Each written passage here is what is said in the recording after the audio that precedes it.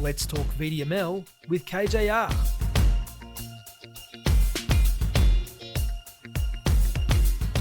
Thanks very much for tuning in. We've got another episode of our Let's Talk VDML, practical AI assurance and AI chat that we're going to have. And we've got Dan from XRD joining us today.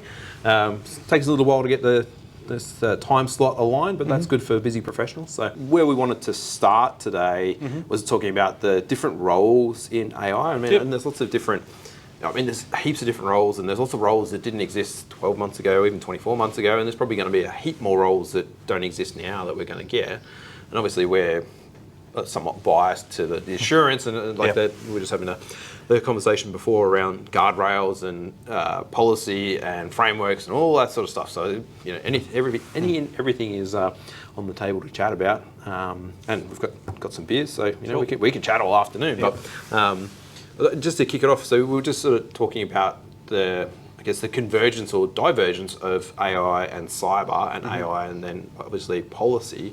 So where's your thoughts on that sort of where we're headed, I suppose, as opposed to where we've been? Sure. So I'm a little bit older than most people, and I've been around since my IT career started at the end of the dot-com bust. Okay. So it was an interesting time in IT. A lot of people were building IT solutions to solve business problems. There was no concept of cybersecurity back then. The most we ever had was an antivirus solution across an enterprise. We didn't see firewalls introduced until a little bit later. Now, during that period, we were also doing AI, but it was a subcomponent of what we used to do under computing and computer science. At no point in time did I ever think it'll be at the level it is right now. If you fast forward 20 plus years, we were doing work around biometrics and facial recognition. It was post-September 11, so a lot of our work was on large-scale surveillance, tracking people, anomalous events in airports or train stations. And back then, IT was like the Wild West. And I feel like where we are right now is a little bit like the Wild West too. So we insert where computing was 20 years ago, reinsert it to where AI is now. It's a little bit like the Wild West. So people are storming and forming. They're trying to figure out how to use a piece of technology like AI and machine learning in a business use case. That has to be solved first before we do anything else. I think there's a concern, I guess, from what I'm seeing, and some of this has come out of the National AI Centre, where there's a view around regulation, which is we need to regulate everything before we can do something. I think we also have to solve the problems first before we can figure out how we're going to regulate it. Everything you do when it comes to building secure or compliant systems requires a degree of overhead. And if Australia wants to be competitive in this space, we need to balance that between, if we sit there and go, okay, we are going to build only responsible AI systems that are going to meet all these guardrails, the cost of getting to market will be so expensive, Australia will be out of the market very quickly. And we've only got a small, very small footprint to start with anyway, so we're kind of behind the eight ball from even just a talent, and I'm sure we'll touch on talent later on, but even from a talent point of view, it's like we're constrained already. Thanks for joining another KJR VDML podcast. We have a bunch of events, AI workshops and training coming up. For more info on these, please head to our website, kjr.com.au/training. As always, be sure to like and subscribe, and we'll catch you on the next ep. And I think talent's an interesting one. I did some work around government probably about 8 years ago. We were looking around talent and skills. So back then there was a CRC called the D2D CRC. They came up with a skills framework for data science, and which was a wrapper really for AI and ML developers. And we looked at that, and we also looked at Sophia and a few other different areas, and we looked at what the universities were doing, and we saw a big gap. And if you fast forward again 8 years, what are we seeing in industry? I would say that there is a very significant skills gap, especially in the higher end, which is where a lot of people want to play, which is build AI into existing systems. It requires a certain level of knowledge and skills, and then if you want to add guardrails to that, even more. In that concept of quality and quality management requires a lot of deep level expertise in very specific domains. And I don't feel Australia has actually, I don't think we have the people coming through the pipeline in our universities to help sustain that. So we have to do something different. Interesting, because it's I don't think I've heard it reported in in the media industry and around it, it's like we're a consumer of AI models at the moment. Yep. So as a consumer, it's like how much control, like are we setting ourselves up into a false sense of security? It's like, well, we put guardrails in it, and I think it's well worth the debate. It's like we can put all the guardrails we want around implementations, but if we have little to no control about what's implemented under the hood or how it operates or the governance behind the scenes, it's like, are we setting ourselves up to fail with a false sense of security? So I think it's dependent. We have to also be realistic as a small country. We have a small IT industry. IT is the fuel for a lot of our AI development. Yeah. We have such a small industry, and there is no government policies or others at the moment that is going to allow us to, supercharge that industry. So if you ask Australia whether Australia can go and start building foundational models, my answer to that would be no. And we do have the expertise to do it. We don't have the data. We don't have the compute. Yeah. We don't have a lot of things. Yeah. And we don't have the industry. Versus if you go to the US, your population is much, much larger, 10 plus times what it is in Australia.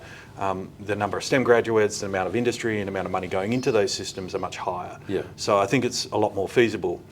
There is talk around government, and there was some talk around National AI Centre focusing a little bit more on Australia building their own foundational models, but I think we need to be realistic. A lot of this stuff is, and even the universities now admit it, they are not in the Gen AI game. They're not going to be building the next generation of foundational models because they don't have the compute money or data. And I think they're the key requirements for us now. Yes, it's okay. And I think even, I'm not across all the stats on how much it took to train ChatGPT. I know there's probably heaps out that we can check, but like even if we pulled all of the assets in Australia currently, probably don't have enough to do that. No. And that'd be a pretty epic undertaking, really, wouldn't it? So I do wonder, and again, I'm not across all of the detail, but I know that it's the play with Quantum, becoming the first quantum facility in, I think globally, if memory serves me correctly, in the future. It's not here now, but it's like there is the aspiration, and we've got to have some big hairy goals, right? Otherwise, we'll never get there. But how do we? I guess the challenge for all of us is to have the goal, but not constrain ourselves on what the goal. If we ever reached it, we might need a whole bunch of things. But if we put all those constraints in earlier, then we'll probably never reach the end. If we're over-regulated or get to the point where we feel like we're over-regulated. And I know it's, maybe for the people that we talk to, it's a little bit controversial, but I know that's with the new AI legislation that came out of the DTA not so long ago, you have to nominate your responsible officer and then do the transparency statement, which is all positive generally. But from the conversations I'm having around the corridor, the response to that is just anything AI, I'll just turn it off. Because that is a solution, but I don't know that it doesn't feel like it's quite it needs to be a moderated solution. So I think that's the balance we have is if you go too heavy on the regulations, to your point, then it's just easier to stop. So we're seeing some interesting, so XOD operates in the government space, in the public sector space. We're starting to see some interesting things happening in the panel arrangements and panel deeds, and particularly around AI. So it doesn't say it about anything else in software, it just says AI. If you are building an AI solution, these are the things you need to start looking at and provide. And that has a side effect, and that side effect is resourcing and cost. So what will be a feasible solution for a government department, suddenly when you add all the overheads of meeting all this, the cost becomes quite prohibitive. This is kind of where I guess my concern is right now is we can miss out because we have decided to go the safe route. And Australia is always about safe, even from an investment perspective. We take the safe route, and therefore we don't build these things, or we don't build them unless somebody else, and we're going to build them for medium or large enterprises only. And then we miss out on the small side, or the small business side. I guess I would like to see a lot more, I would say cautious regulation or cautious compliance, where we sit back and go, well, I'm working in an area of high risk. And again, high risk is very, very interesting if you look at the EU Act. What they call high risk, like they call biometrics, unacceptable risk. Which is a very interesting thing. So having lived in China for a period of time and seeing how their biometric systems are pervasive, they're everywhere.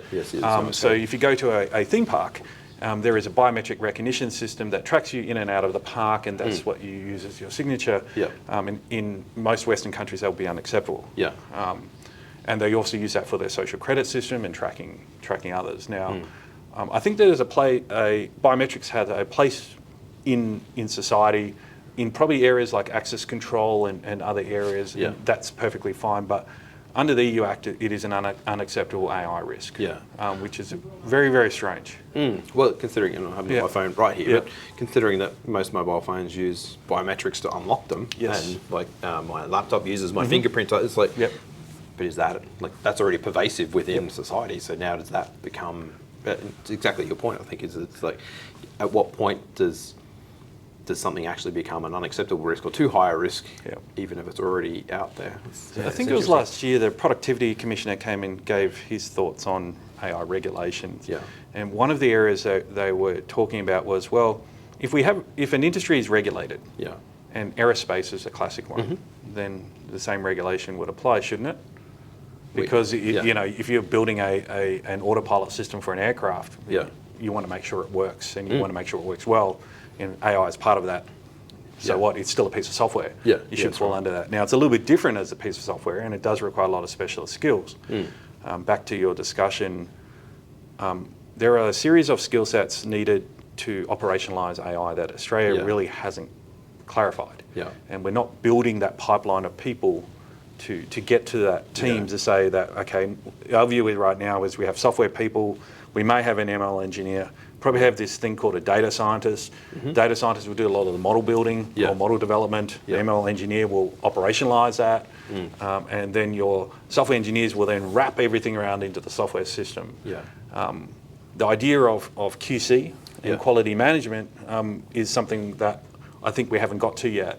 And breaking up some of these roles into more mature lines of effort and goes, well, how do I grow an ML engineer? I can't tell you how we grow one in Australia because I haven't seen many courses that even take you along that journey.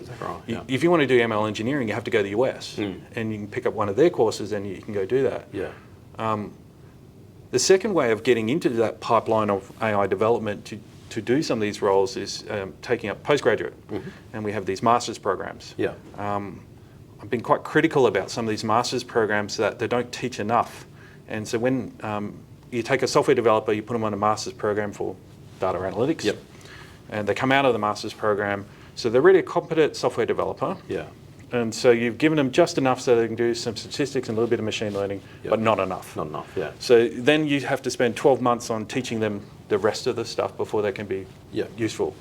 Now, data science has so many entry points. It's not like software, right? It's kind of science. Any form of science or any study of science has a data, or could have a data science element now, isn't it? So what we find is, if you come from the computer science, software engineering realm and you go into AI or machine learning development, you're already aligned. Now, if you choose another entry point, and it could be business informatics, it could be chemical engineering, it could be astrophysics, you tend to be weaker in a lot of different areas. So the master's programs work to the lowest common denominator. And unfortunately, that is not high enough for us to take to industry. So when the master's graduates coming out, if they're coming out of these other streams or this other 2/3 sector, what we're finding is that that's about 2 years worth of effort we need to put into them from an industry perspective to make them useful. They're not good enough software developers, so we have to boost that. They're not good enough in deep learning, especially LLMs, because you have to get them in deep learning first before you move them into LLMs. That's just world according to Dan. And then there's different model pipeline designs for building traditional machine learning models that are using deep learning architectures than there are for LLMs. And we're seeing the generation of this concept of LLM ops now.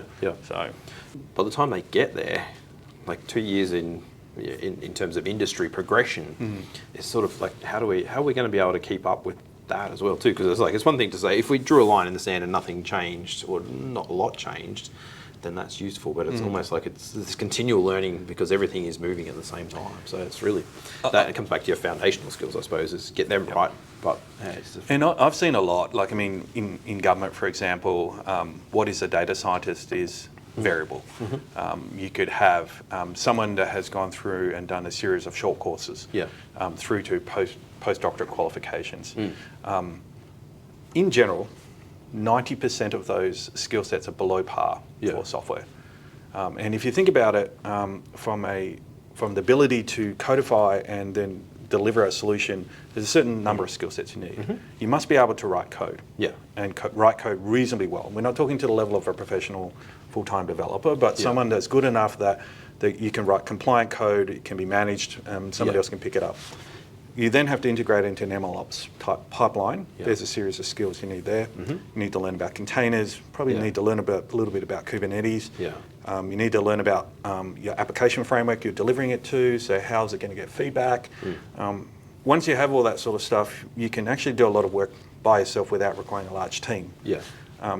Large software development teams with MLOps, ML engineering, sure, you can have a individual person doing one particular thing, but Australia is much smaller than that. We have a lot of medium to small business. If we're going to start lifting our game in Australia, then I think we need to do it in these multi-skilled data science, ML engineer roles. And so getting that culture, I suppose, correct, isn't it? Because it's a learning culture plus a multi-skilled culture or multidisciplinary teams to be able to get that going. Without losing them overseas. Well, and that's it. I mean, it's, I think it now more than ever, the lure of the big companies or the cutting edge companies overseas is a definite problem. So I know we've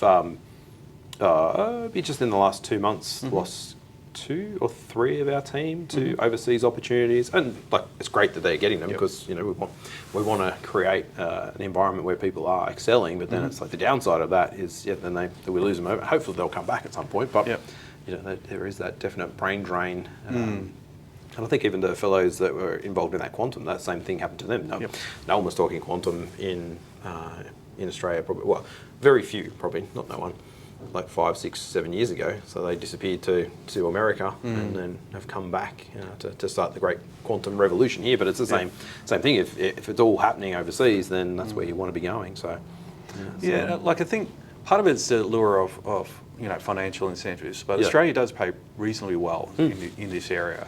It's enough to keep them, but the work I think there's a big difference in the type of work you can do in overseas. A lot of it is going to be startups or leading edge work. It's going to be well funded, so you don't have to worry about the fear, I guess, of Australia.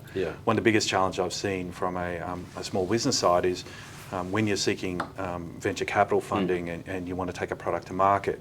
I find the investors in Australia to be very, very risk adverse. And I'll give you a very simple example. A friend left Australia, went to the US, and he got funding immediately.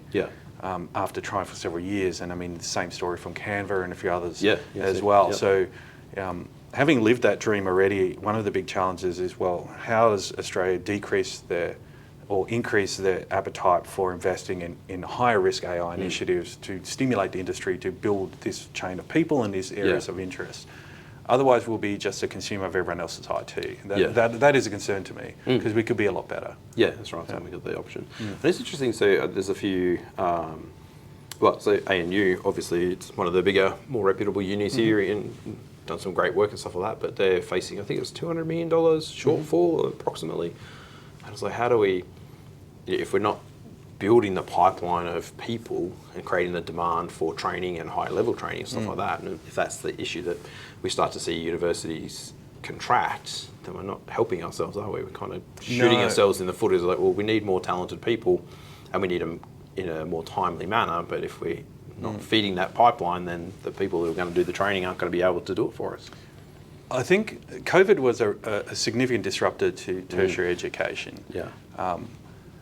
I think the idea that you could get a university qualification without stepping onto a campus suddenly became real. That's right. And so the value proposition of the universities are changing, and those that haven't understood that, I think, will struggle. I had friends that their daughters and sons went to university but never stepped on campus. Same experience with my daughter. And it's a very strange experience because a lot of the learning I had was learning through other people and also from professors in a one-to-one conversation that wasn't through a direct conversation. It's just sidebar conversations. So we do, like stats-wise, Australia's decreasing a number of postgrads. I think in total there's about 4% of graduates are in computing, and about 6% in all the engineering disciplines. So we're very, very small. The bit that's missing, and I've spoken about this before, is the reason why we have a strong talent pipeline for any industry is because of the industry side. Mm-hmm. Yeah. Right. Cool. So you need a significant industry here. Now, IT is a supporting industry to other parts of other sectors in Australia. So, mining sector is very large, or tourism, or professional services. Yeah. And so there is no tech industry without those parts. So even though you're seeing a big digital boom and everyone's forecasting significant growth in the requirement for digital and AI services in the next 5-10 years in Australia, it will be a supporting asset unless we can build a tech industry independent of the services, Exactly. which will be interesting. And the only way you can do that is through government support. And I think that, to your point there, is that AI, it's going to, it should help accelerate the digital transformation of the other industries, right? So if they're not able to transform and be more efficient because of the tech that's coming through, then there's no need for the tech, to your point, isn't it? So I think Gen AI is an interesting one because, like we talked about this before, but the AI hype is not all AI. It is Gen AI. Right. Effectively, it is Gen AI. Yeah. And the reason why Gen AI is generating this hype because it's made what is the complexity of AI available to other people that aren't data scientists, machine learning engineers, and so forth. And so through ChatGPT, people could start envisaging how I could apply some advanced natural language processing and classification concepts to their business. At the moment, Gen AI is like a hammer looking for a nail. So a lot of big business and large enterprises are going, how can I implement AI to make my business better? I think that's the wrong question. I think the question is, what problems can I solve, or what problems do I need solving to generate some kind of business effect? And so what we're seeing is typically, and even in our company, we've seen people use ChatGPT, but we've seen them use it for different areas, like helping with writing, for example, just running a screen over some writing and content. We've had a look and played with Copilot. When you're doing advanced software development, this is just from our experience so far, we're seeing little advantage provided by systems like Copilot to advance our ability to write software. So again, we're not talking about simple software, we're talking about complex hundreds of thousands of lines of code software. Which is interesting because everyone had said one of the key use cases was accelerating software development efficiencies by using AI. I think that only applies to the lower end, where your ability to write software or your experience is limited, and this will help you get to a higher state quicker. But once you're at an intermediate to higher state, then a lot of these tools don't really help you a lot. They can help reduce errors in a few cases. Is that enough to warrant using them? Yeah, that's right too. Because I think of it like a couple of times I've used the ChatGPT for code. It's like, I know how to do it in Java. Can I do this in Python, or can I do this in whatever? And there's very specific use cases there, or sort of parameters. But if you think, to your point, like even 10,000 lines of code, putting 10,000 lines of code into the in ChatGPT in this instance, getting it to understand that, then asking it to do something else, it's we're not there yet, are we? In terms of and probably theoretically we might get there at some point, but is that I'm not sure, because it's the thing I find about the ChatGPT and other tools like that, and the thing that sort of struck me is that because it is the natural language processing and it is quite eloquent in the way it delivers things back, is now you're starting, well I do anyway, starting to question kind of the humanity of it, because it's like you used to know when you're talking to a chatbot or to to a robocall or whatever, because it didn't, like you could just tell. But now that we're getting the chat, and it's not just ChatGPT, but all the offshoots and stuff like that, that's actually getting to a point where it is quite articulate. Our ability to then work out, is this human or is this not? You start to question it, and when it comes to code, it's like to put code together in an efficient manner and understand that conceptually, I think is a more human problem than just like the computer just go, you tell me what to do, I'll do it. So I think that piece around. I think it's part. There is an engineering component to it, but there's also an art component or creative part to it as well. Exactly right. And individuals write code a particular way. And you learn through others, so your code quality gets better over time, in theory. And I think we're looking at in the future, as the models become larger, the other problem we see is ChatGPT has created a false expectation, a false expectation, I think is the correct language, around how large language models should perform. because no one knows behind the scenes what's running in ChatGPT, but it is pretty extensive. Yeah. And everybody thinks that I can take that and use it for my own use case and move it on sovereign and move it on-prem if you're on government. Yeah. In reality, that is a very, very challenging thing to do. And so a lot of businesses, especially in the on-prem market, will go, well, how do I do that over here? And how much effort is it going to take me? Well, how much money do you have? Well, exactly right. Because first we have to boost up all your IT infrastructure. Then we have to land a whole bunch of tech, if you don't already have it, on top of that to run the platforms that's needed by your ML model. And then you have to develop the model and run the runtime for it, and then you can see this thing. And by the way, it probably won't run as well as ChatGPT because it's a much smaller model. Yeah, that's right. So, and what's your thoughts talking about smaller models? Like, there's a lot of talk currently about LLM, so large language models. But then coming down to small and smaller models for specific tasks. Where's your thoughts on the applicability? Is it the right tool for the right job, or is it just we tried the large, it gave us good advantage, and we think that it could be better, so now we're going small? What's your thoughts on that? I'll use there's an analogy for this, which is medicine is a classic example. You have a GP, they're a generalist, right? Then you have specialists. And the specialists have started off at the general medicine level, and then took a bunch of extra expertise that they learned over time and knowledge, and then they become a specialist in that particular domain. I see smaller models and fine-tuning of very specified domains to be where we will see a lot of advantage. At this point in time, a large model is trained on a large corpus, and generality has a cost. Which means if you take a large corpus and then apply it to a narrow domain, your generality would have resulted in think of them as false exits. Where you can end up in a bunch of situations you did not ever envisage because of where the generality was, or the model was originally generally trained on. Versus building task-specific models, I see a lot of advantage for that in the near future. There is a technique called distillation, where you take a larger model and you effectively take the knowledge from a larger model and you train into a smaller model. And this is years ago, probably about 5-6 years ago. We were doing work in distillation and found out a couple of really interesting things. One, the performance of imparting knowledge from a large model into a small model performed better than training the small model itself. And the second one was we figured out in doing that process, we could actually extract a lot of the training data out of the models.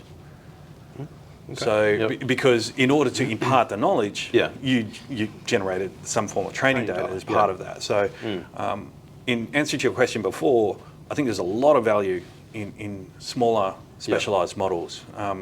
And getting them onto devices and running them efficiently, like mobile phones, I think there's a lot of advantage in that. And really started seeing that with Google's devices as well. They've got you've got chipsets now that are specified for or specific for edge processing, and this is the killer for your battery too. It's all power hungry. So I don't think there's. It's interesting. We've got our own. Well, it's not ChatGPT, but we use the Microsoft's Azure AI, Open AI framework. And talking about power is like a great use case and a great example where we loaded up a whole bunch of our documents from our SharePoint, and you could say, what does KJR do? And it'd come back. Sometimes it'd know who KJR was, sometimes it didn't. And then we had it in our HR policy. And it's not particularly, it's HR policy. It's interesting, but it's not really that interesting. But then the model started to equate that what KJR did was about our power saving and energy efficiency and our sustainability, because that was all in our HR policy. Oh, interesting. And so now you can ask it, what does KJR do? And often it'll say, KJR is a consultancy that specialises in making power efficiencies and saving electricity when performance testing, because that's good for the environment. So your data sets for training were of different sizes, and therefore... And that's sort of that whole piece there around, well, how do we... and there is, I guess, looping back to the cybersecurity angle, like the ability to poison someone's model or create, results or different exits, as you described it, is like, it doesn't take a lot of thought now to be able to do that. We did it by accident. Unfortunately, we were testing the results of what we were asking the model, and we picked it up. So then we were able to correct it. But if that model was out in the wild and no one picked it up, then next time someone's coming and saying, "Oh, can you come and help us make our data center more efficient?" You'd be like, well, maybe, but it's not really our core thing. So yeah, it's interesting to sort of think I around think that there's two groups of people. The people that are using it for its intended purpose. We always need to be aware that there will be somebody that is going to try to do something with your technology in ways that you do not or have not envisaged.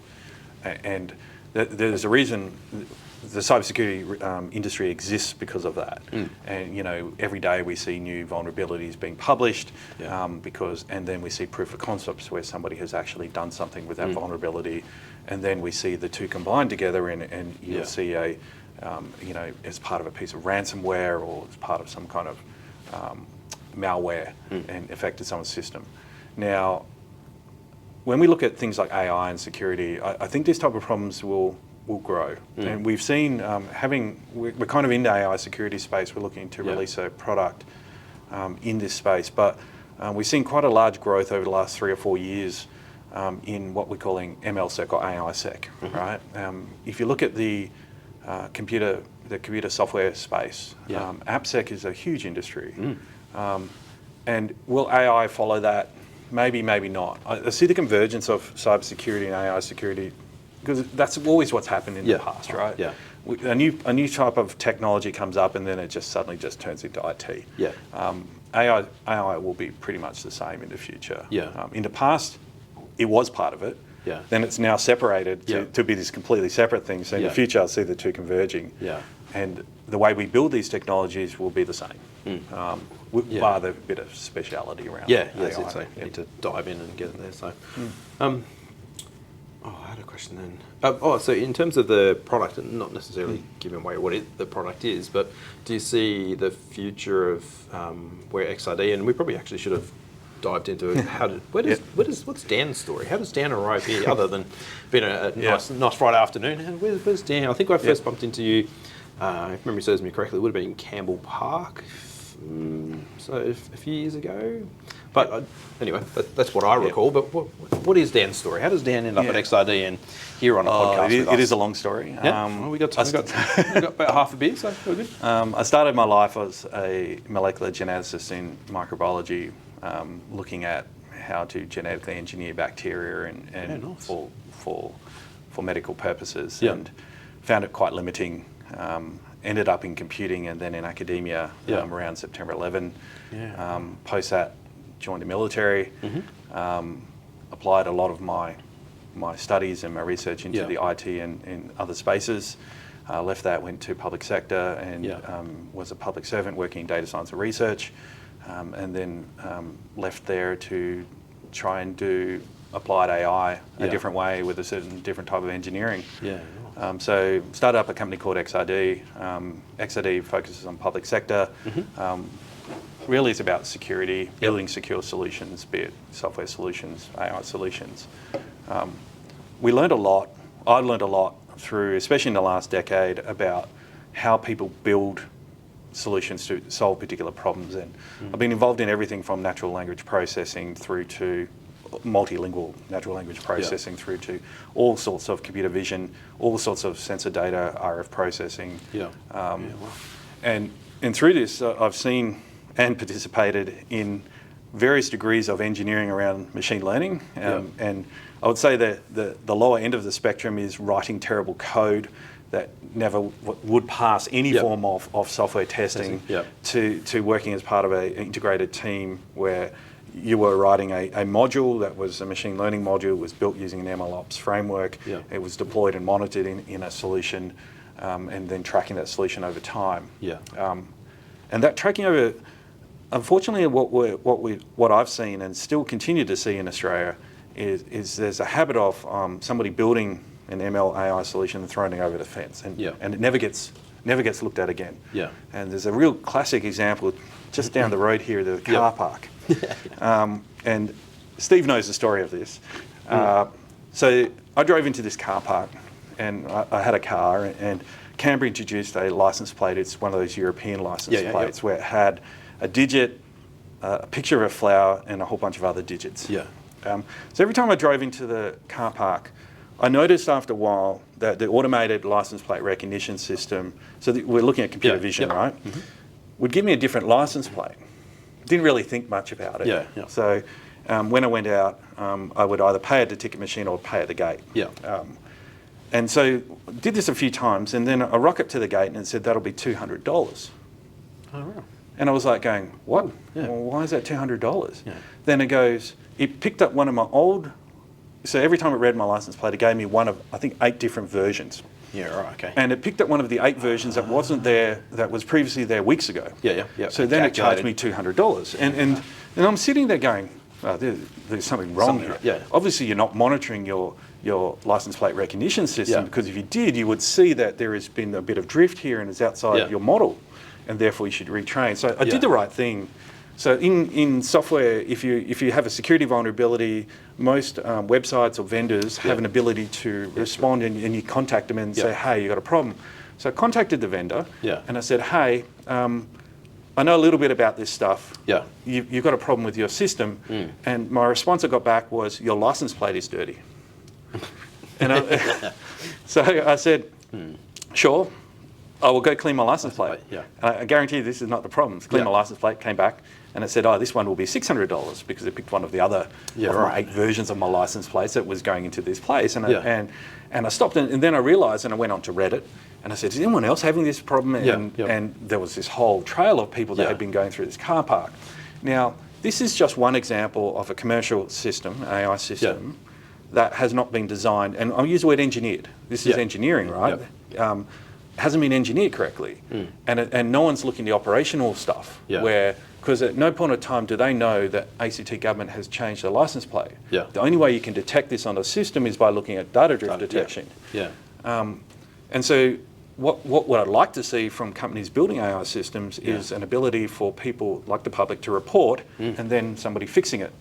Like they do in cybersecurity when there's a vulnerability. Well, I guess similar to a cybersecurity vulnerability soon, that AI, like, I mean, in that example, it's already gone from, you know, what was the car park at $10 a day or something like that, to a $200 charge or $600 charge. And it's like, so that the amount of financial impact, and not to mention reputational impact, could be, it can be quite significant. So I've seen people, so this is an example of a system that goes, so what should happen? I think there's a couple of things. So firstly, I guarantee customers of that car park have been financially disadvantaged, guarantee. Because I've seen 10 cars banked up and somebody sitting there and swearing at these machines because it has come up with some ridiculous value. And people have taken photos of them and pushed them onto the internet as well. And out of pressure, they have clicked the pay pass. Because they just want to get going to wherever and so I think this is part where AI systems get a really bad rep when these types of things happen.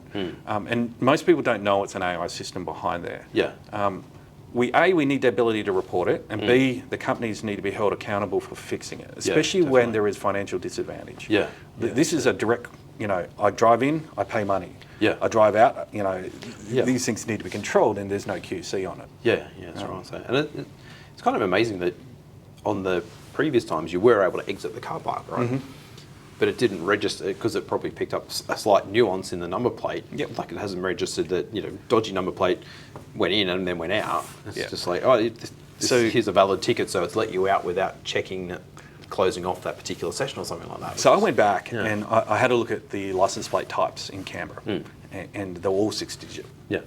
And so when they introduced the European license plate, they introduced a 7-digit with a flower.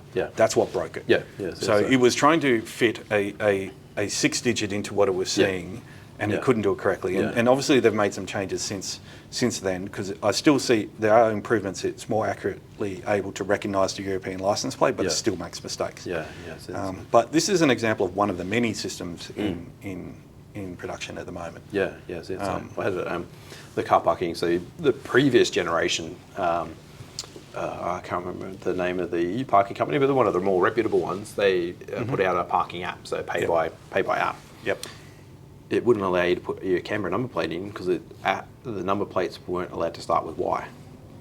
So I had to have my number plate was supposed to be Y, and then there was MM and the last 3.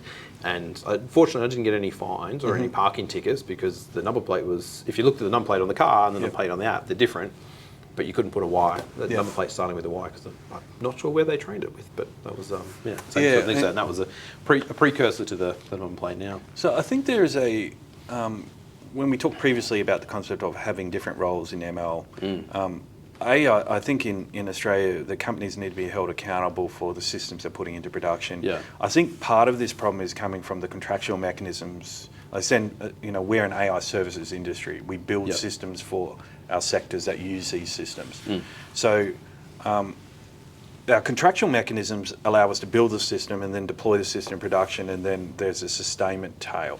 That sustainment tail doesn't include concepts like data drift detection, retraining, because if they did, then these problems would not be in place. And I think we have to be very careful about it. And then who does this work? So, is a data science role? And because you could deploy a system into production, and this problem could have not occurred for 2 years. Yes, right. And the only reason it occurred was because Canberra introduced a 7-digit European license plate. So I think there is going to be a growing need for I would say, call it AIQC, MLQC into the future. Who is going to do it? That's a big challenge. So one of our concerns in at least XRD is who's going to do AI pen testing and who's going to do AI security.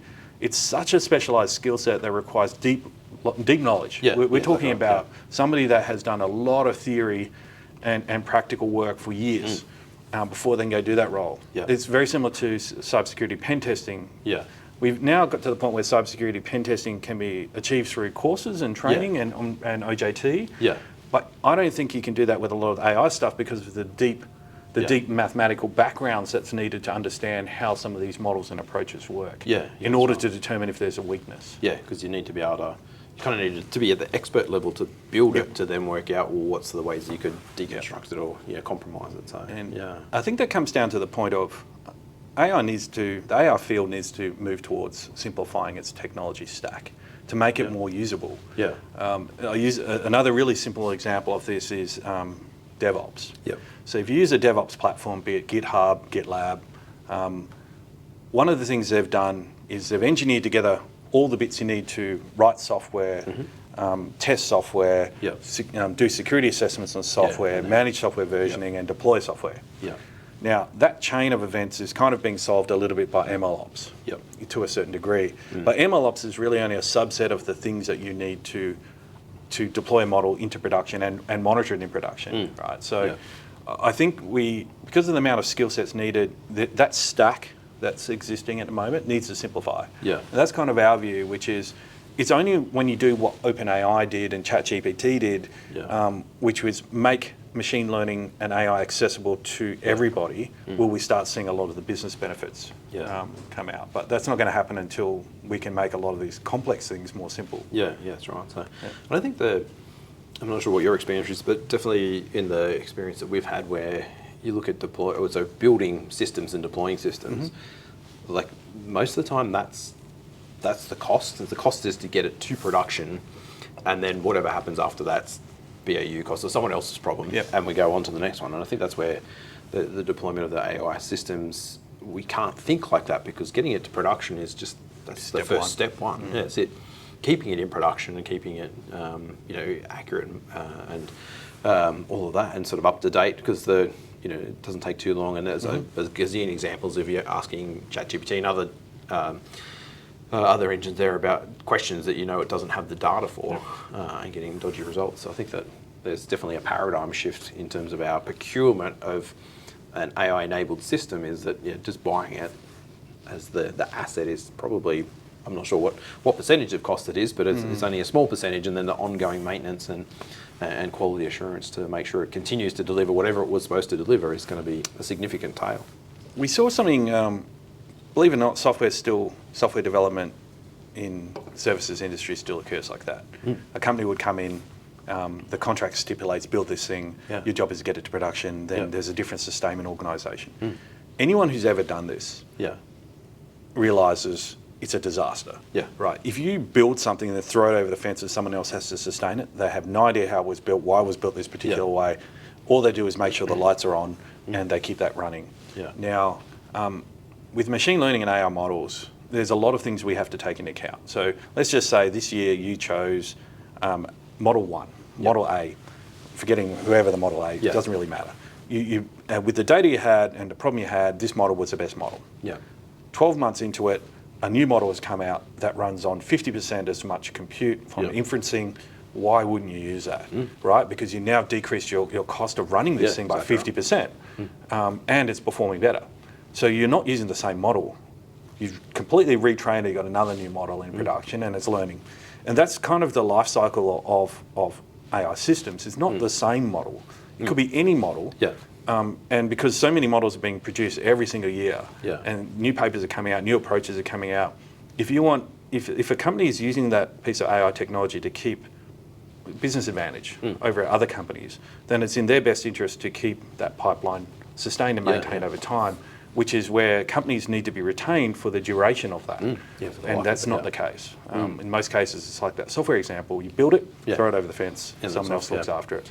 I'd be interested in that, along that line too. Like often the problem that we, from a QA hat, is often the requirements that were used to build or to define said application are like way out of date. So by the time you get it, it's, how do you think that's going to play into the AI ML development? Or do you think we're going to see the same level of sort of, I guess, redundant requirements or sort of inaccurate requirements because around the time frame? I'm just interested in your thoughts on that. Yeah, so having worked in government on major projects, exactly the scenario you're talking about. So the concept of something was 10 years before. The requirements that were written for it were 5 years before. They were written in such a way that they were technology agnostic. But the problem is AI is moving so fast and the approaches are moving so fast. Your ability to understand the scope, the art of the possible has changed so significantly from when those requirements were written to when the point of delivery occurs. So companies can just follow those requirements and deliver that ancient thing. But they don't know that, by the way, we can solve all these different types of recognition in a singular model. We don't have to do what you did 5 years ago where everything was broken up into a single modality. That's right. So I think that's one of the big changes. And I think there's a need to maintain experimentation throughout this requirements process like you're talking about. The art of the possible changes on a regular basis. So maintaining a team that can sit there and explore that, so understanding what the end state is. The end state isn't, the requirements is meant to achieve the end state of your project or your system that you need for your business or your organisation. In that case, I would kind of expect those requirements to be reiterated and refined over that duration as the systems are getting closer to acquisition or an organisation's building it. That's right. So, I think there's two different types of, we see AI development occurring two different ways. Where we do one of the ways, we don't do the second very often. So the first way is platform-centric ML AI development. So you choose a platform. Platform does all the all the data, ML stuff, deployment, and runs things typically in containers. It has a dashboard and reports on it, and everything is platform-centric. In that case, a data scientist can be very independent because everything around it is scoped. The platform manages everything. You don't need a stronger software development skill set until you get to the second case. The second case is when you're building AI systems where AI is a subcomponent of that overarching system, and things like complex software. So your software, let's just say you're doing predictive maintenance. So a lot of your software is going to be about asset management and standard equipment maintenance, right? And then there's going to be an ML module that's going to take that data and do some predictions on it and say, this is when I think this is going to fail and I'm going to do that. That requires effectively data scientists and ML engineers who are software engineers because that stuff needs to be integrated into the platform and it needs to move with the platform. And there's a whole bunch of standard integration testing and functional testing that occurs as part of that. And it also has to have that QC component we talked about before.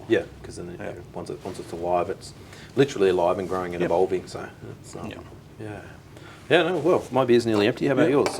So was there any? I can't think if there was any other points. I'm certainly out of questions at the moment, but just great to yarn over a beer. I was going to say one area we can probably have a conversation around is really around standards. So I had a chat with Steve around ISO 42001.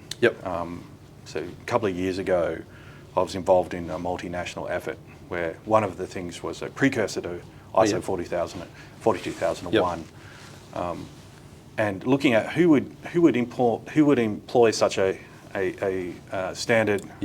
Is the standard able to keep up to date with the changing nature of AI systems? And it's an interesting area because at the moment with regulation, and I mean, I'm an auditor as well for ISO 9001 and random other things.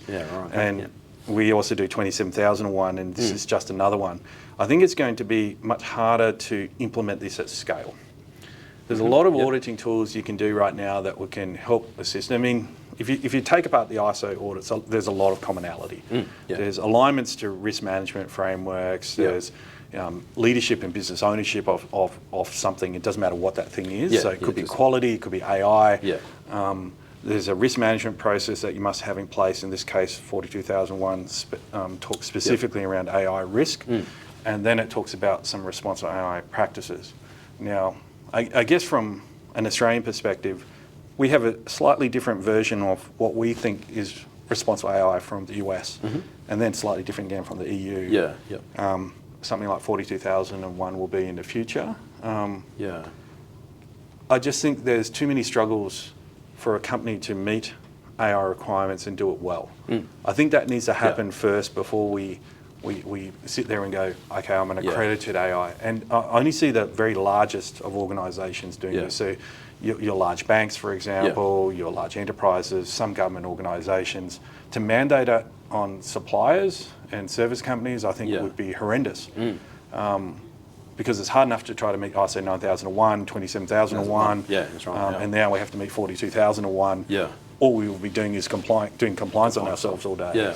But, I must admit, I haven't seen a lot of the 42001 sort of coming through the work that we're doing yet, but we do, as it happens, we have an accredited assessor, I think it is, or accredited manager on staff, and so he.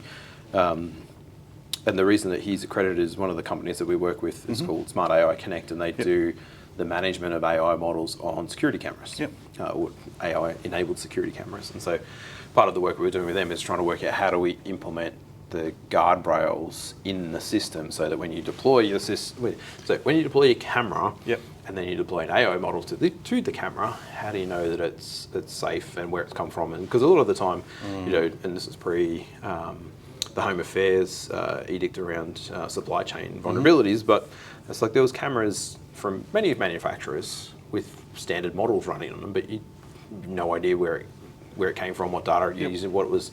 Not necessarily, I don't for a moment sort of entertain that sending stuff off, but it's about if you use that model on that camera to then do an action. So say someone breaks in and you go and you grab it and it's like, oh, it's detected that face and it's then tracked them, and then you submit that to court or whatever. It's like, well, who has the burden of proof that that model was accurate and that was the person and stuff like that? So there's a whole, in terms of Smart AI Connect, there's a whole sort of chain of events that need to be in there.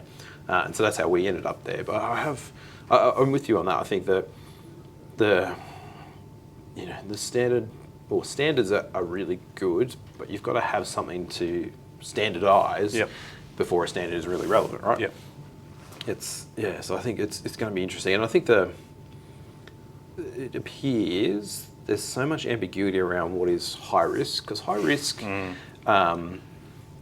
is contextual, right? And from that point of view, and so I was chatting to one of the large government departments around their AI transparency document the other day, and being in QA, they've got a couple of testing tools that they use that are AI enabled, because they use computer vision to check that websites match version to version, and they're like, now that's in the it needs to be in their transparency, because they use that to judge the quality of their software.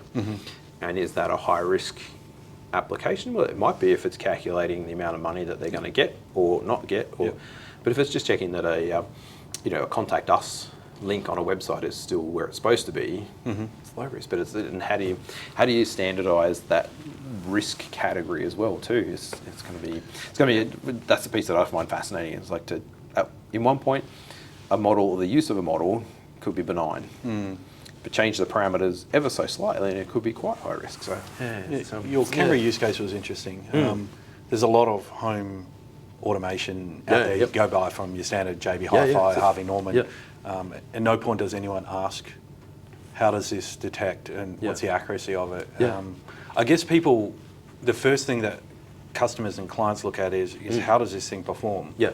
And if it doesn't perform well, and say they're getting a lot of false detections, or they're not getting any detections, a house got broken into, but the camera didn't say, that's the only time they'll look into that kind of policy. But I assume if you're in a sector, let's just say you're a physical security company like Wilson Security, you are, your job is to protect a premise. Yeah. Where that model comes from is now suddenly very important. So this is a contextual aspect you were talking about. We were chatting to local company Leader Security about their use of AI in general terms, not in specific terms, but their interest was around how do we make it more efficient. They monitor a whole bunch of sites around town, but they're like, if we could detect that someone had sort of got close to the premises or the asset, hadn't breached it yet, but then it's 30 minutes for their nearest security guard to get there, then it's good to have eyes on them. But they don't want to have the cost if it's a false detection and their guy goes out, because then they could have been doing something else. So it's fascinating in that sort of space. And I guess it's the same thing. It's like, oh, well, if the camera was just looking and a tree moves and they go out, then that's bad. But if the camera detects that there's someone moving in that area and they go out and they prevent whatever happening, then that's good. But the whole standardization, I think, is... and we've seen there's a software testing standard which we were part of the creation of, and that was circa 10 years ago, 29119. And at the time when we were doing it, and we invested a lot of time and effort into it, like we thought that would ripple out. But I reckon we've done maybe half a dozen implementations where the software that we've been testing needed to be accredited to that standard. And most of the stuff around government has it been tested? Yes. This is normal, and you would have seen this plenty of times. It's like, we're coming up to production. Oh, have you done the pen test? No. Okay, get that done. Performance test? No, get that done. Are you guys finished testing? Not finished testing? Doesn't matter. We got these two ticked off and we're going into prod. So I kind of see that if you now, having built a few systems, have been around a fair few systems that have gone into enterprises and government, I see there's now another burden around AI testing we need to consider in our projects, where we have to sit there going, okay, this has got an AI component, how are we going to test it, who's going to test it, does the organisation have any maturity in this space? Because a couple of the contracts and panels we've seen have now mandated testing. Don't really know what it is, and they've said they're mandated supply chain, but can't really say what it is. Exactly right. So we're happy to tell them what the testing what's the is. pass mark? Well, it's exactly right, because it's all, and we have had it many times where we're in the system and we're so embedded and we're looking at it and we're like, oh, it's no good because it doesn't do this and doesn't do that, and then you take one step back and the users are like, yeah, we don't care about that. You're like, it doesn't work, and they're like, yeah, that'll be fine, sort of thing. So I remember this is many years ago now, we spent ages testing this system for defence, and we're like, so, we did all and I think Steve did all the DR testing on it, and we're like, oh, this is, it's all hunky-dory, and we said to the business users, so what happens if this goes down? And they're like, oh, you just get a pen and paper out. You're like, it works, and for them, and the system gave them a whole bunch of extra activities, but to them it was like, yeah, cool, it's just, system's not functional, just pen, paper, or pencil and paper, and off we go. So I think people have a different perspective around anything that has AI. They expect it to work better, and they've got a lower tolerance for it not performing well. I think that mentality, especially around delivery, needs to change, because the first iteration of a model will be okay. But it needs data, it needs feedback, it needs optimization. Like we said, it needs to go into the life cycle of your solution that you're building. So. I think it's going to be, well, for folks in software testing like we are, and AI assurance, and then guys like yourself in the cyberspace and AI development, hopefully it's going to be heaps more work. So that's been awesome, man. Thank you. So my beer's just about empty. So thank you. Been a great chat, and until next time, I'll bring our standards guy in, and we can punch on about standards. Awesome. That's cool.